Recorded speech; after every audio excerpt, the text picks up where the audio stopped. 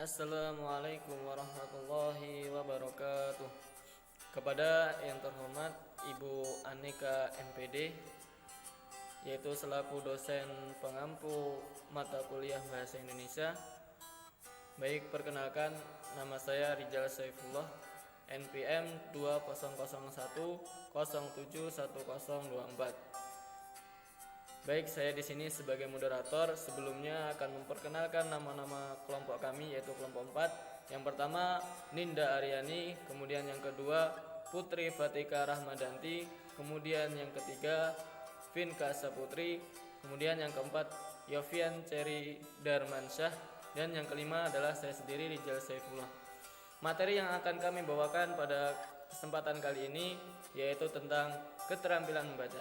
Yuk kawan-kawan, kita simak. Assalamualaikum warahmatullahi wabarakatuh. Perkenalkan, nama saya Vinka Saputri, NPM 210-72014 dari Prodi Tadris IPSB. Di hari ini aku mau menjelaskan tentang pengertian bahasa Indonesia. Bahasa merupakan sarana atau alat komunikasi bagi manusia untuk berinteraksi antar individu dengan individu, kelompok dengan kelompok, atau antar individu dengan individu.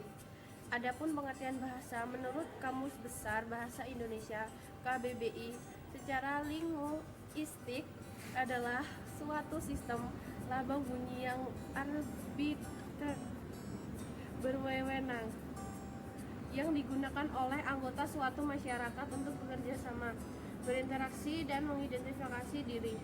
Pengertian beberapa istilah bahasa Indonesia.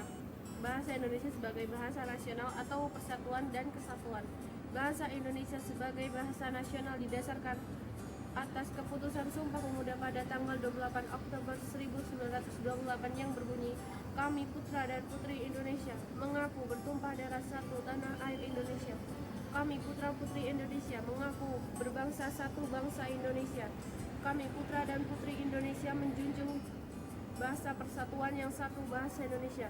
Dari pengakuan para pemuda yang diaktualisasikan dalam Sumpah Pemuda pada tanggal 28 Oktober 1928 menandakan bahwa bahasa yang kita miliki, bahasa Indonesia, merupakan suatu bahasa yang menjadi kebanggaan tersendiri bagi warga negara Indonesia, yang disepakati secara bersama-sama hingga menjadi lambang bagi negara kita. Bahasa Indonesia juga menjadi pemersatu berbagai masyarakat mulai dari Sabang sampai Merauke dengan perbedaan latar belakang sosial, budaya, etnis, ras, dan juga agama multikultural.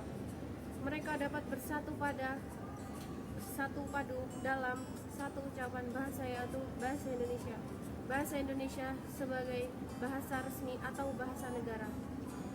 Kedudukan bahasa Indonesia sebagai bahasa resmi atau bahasa negara tercantum dalam UUD 45 bab 15 pasal 36 yang berbunyi 3.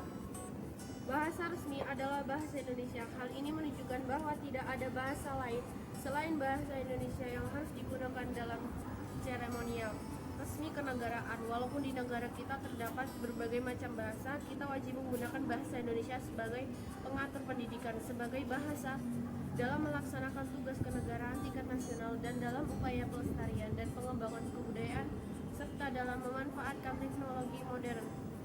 Kita bangsa Indonesia harus bersyukur dan bangga memiliki bahasa nasional dan bahasa resmi atau bahasa negara. Oleh sebab itu, kita harus memelihara dan meningkatkan bahasa Indonesia sesuai dengan kedudukan dan fungsinya. Untuk itu, mari kita berbahasa Indonesia dengan baik dan benar. Assalamualaikum warahmatullahi wabarakatuh. Izin memperkenalkan diri, nama saya Yofian Ceri Darmansyah, NPM 2001072016.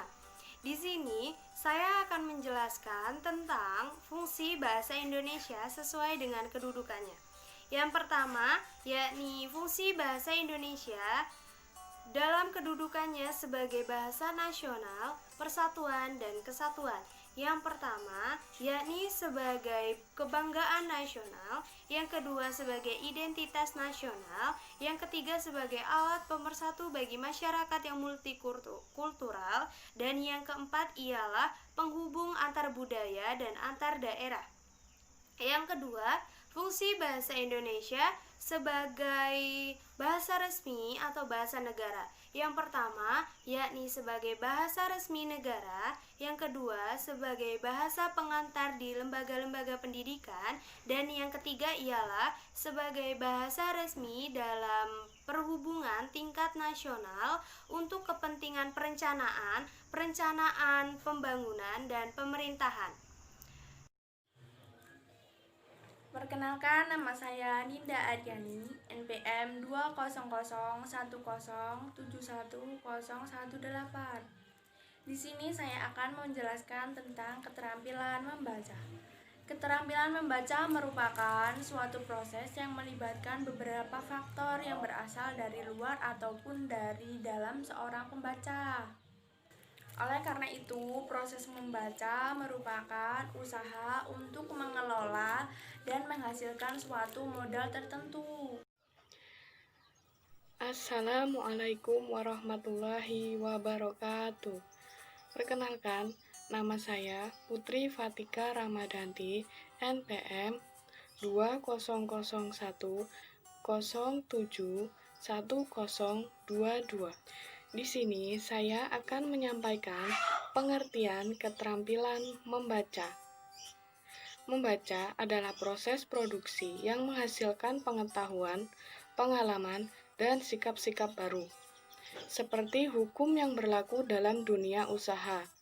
Semakin besar modal seseorang untuk berusaha, semakin besar pula kemungkinan hasilnya.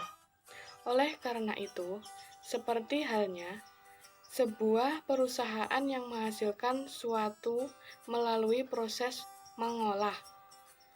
Membaca juga merupakan proses mengolah, yakni mengolah bacaan. Nah, untuk mengolah hal itu diperlukan modal tertentu. Secara garis besar, aktivitas membaca berkaitan dengan dua hal pokok, yaitu membaca dan bahan bacaan.